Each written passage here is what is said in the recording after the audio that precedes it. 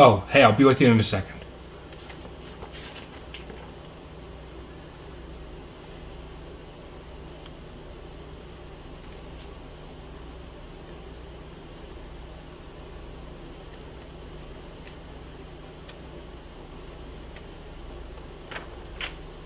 Okay, hang on. Hey guys, I'm back. Welcome to the Meteoraptors video game reviews. This is sort of I'm still doing a review today, guys, but I'm going to be doing it more on a video game, not a movie. Although technically this video game is based on a franchise which does have movies, but I'm not here to talk about that. Now, before I dive into tonight's game, which I believe was released around 2009? No, 2013 actually. I'm going to talk to you guys real quick about a little bit of video game history.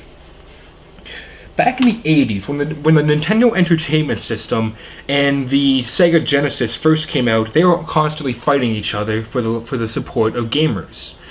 Now, there was a company back then, and it still exists today, although it has gone under some changes. That company's name was Midway Electronics. Now, Midway, they released an arcade fighting game, which would become what is known today as one of the greatest fighting games of all time. That game was Mortal Kombat. See, the game was incredibly new. It was very inventive, it was very original, and gamers couldn't get enough of it. It had unique characters, cool moves, and even awesomer fatalities.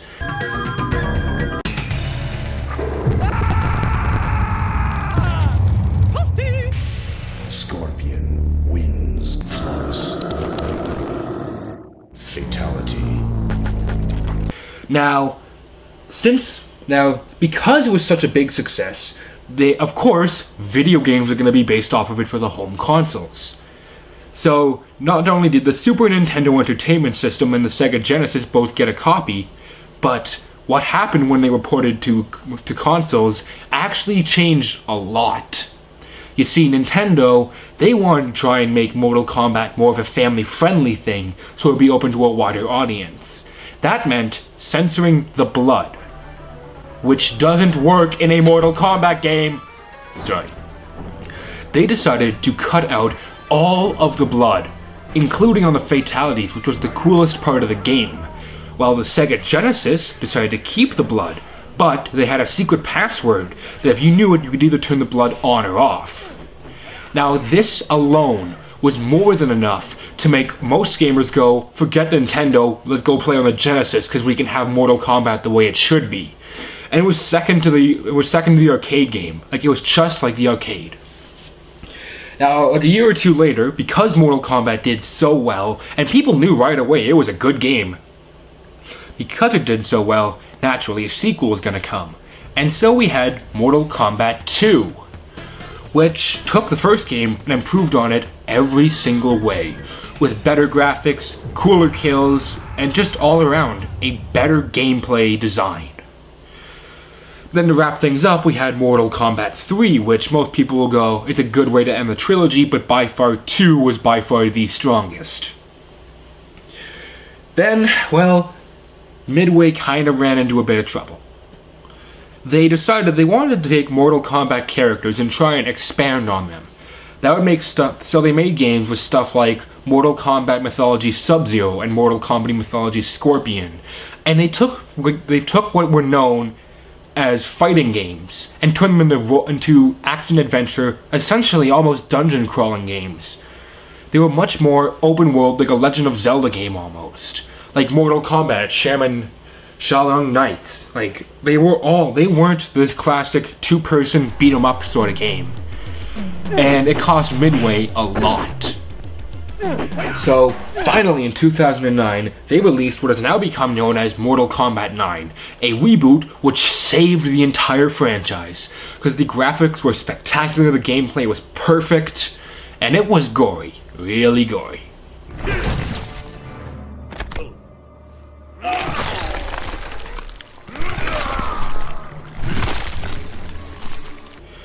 But if you ask most fans, actually, they would say that's one of the highest points in the franchise.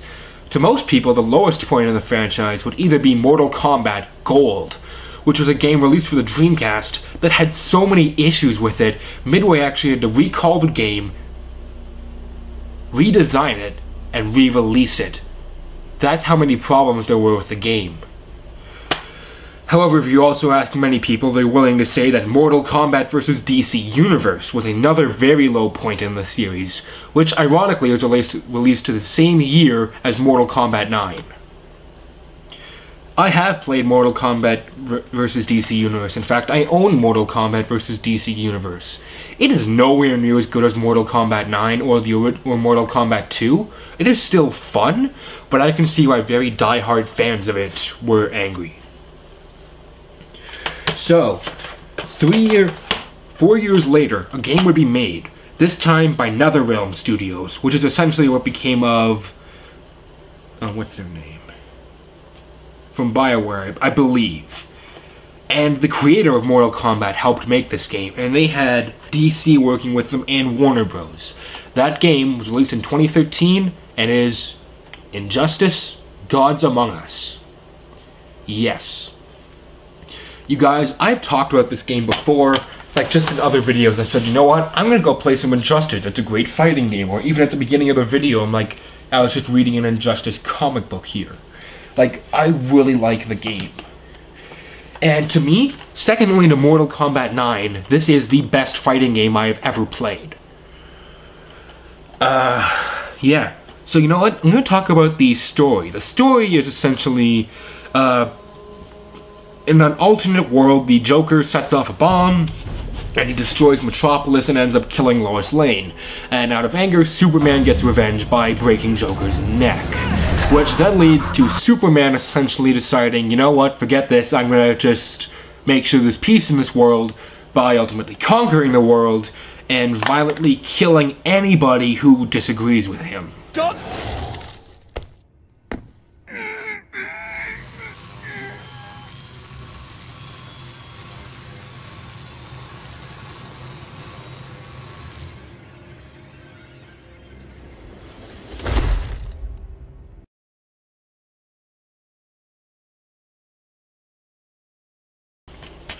So, his team is known as the Regime. Meanwhile, Batman and a few others, including Deathstroke and of all people Lex Luthor, have formed the Insurgency. And they're working against Superman, and Superman knows about them, but he can't find them. So what they plan to do is they bring over Batman and the Justice League from the world that we know to their world, which we'll call World 2. Then, of course, a massive battle breaks out between the two worlds, and it ultimately ends with with Superman 2 getting kryptonite put into him, like shot at him or something, I don't exactly remember, and he gets thrown into prison essentially, and then the final shot has his eyes light up saying he still has his powers. So the story, it's the best story I have ever seen in a fighting game. I'm just gonna make that clear right now. And the gameplay is really easy, really fun to learn. The combos can be a little bit hard, but you know what, once you learn them, they're a lot of fun. And we have a massive range of DC characters here, you guys.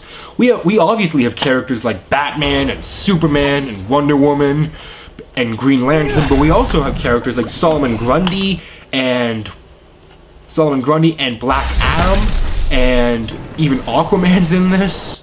Martian Manhunter, Lobo, and even Scorpion from Mortal Kombat. And they are all just so much fun to play. Because each character has a unique fighting style, and if you can figure it out, it is so much fun. Me, Lobo, and Scorpion, they're my team.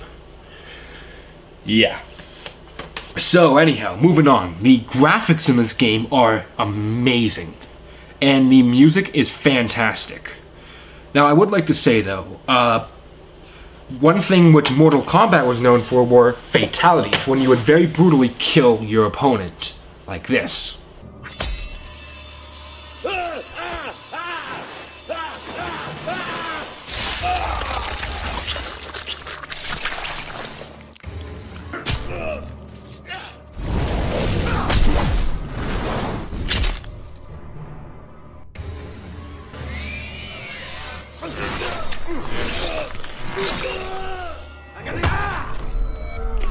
Yeah, that was a reason why Mortal Kombat was rated M, or at least the 2019 reboot and the ones leading up to it were rated M. This thing is rated teen. So, if you are going into this expecting an ultra gory, ultra bloody, Mortal Kombat style fighter, you're wrong. If you're expecting fatalities, you're also wrong. What we have here are super moves, which are these really cool attacks which deal massive damage to your opponents. And by far, to me, the best one is either Lobo's,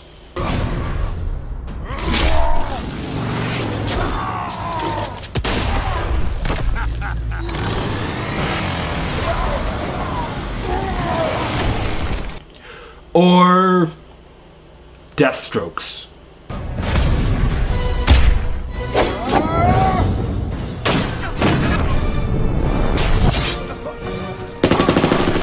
Yeah, and there's just all the characters have really cool ones. And if you go to the PlayStation Store, you can download extra characters like Martian Manhunter, Lobo, and Scorpion. I just couldn't think of names off the top of my head right away, and I'm sorry. But there's just a ton of, well, there's over 20 characters that come with the game. So ultimately, there's about maybe 30 characters in the game altogether that you can play as. And you can take the game online, and it is just a lot of fun. And if you guys think it's a PS3 only game, this game has been ported onto different systems, including the PlayStation 3, the computer, the Xbox 360, the PS4, the PS1, the PS Vita, and even the Wii U. Heck, it even got its own mobile app, which wasn't nearly as good as the game, but then again, it was meant for the iPod, so I'm kind of gonna give it grace there, because there's only so much you can do. So,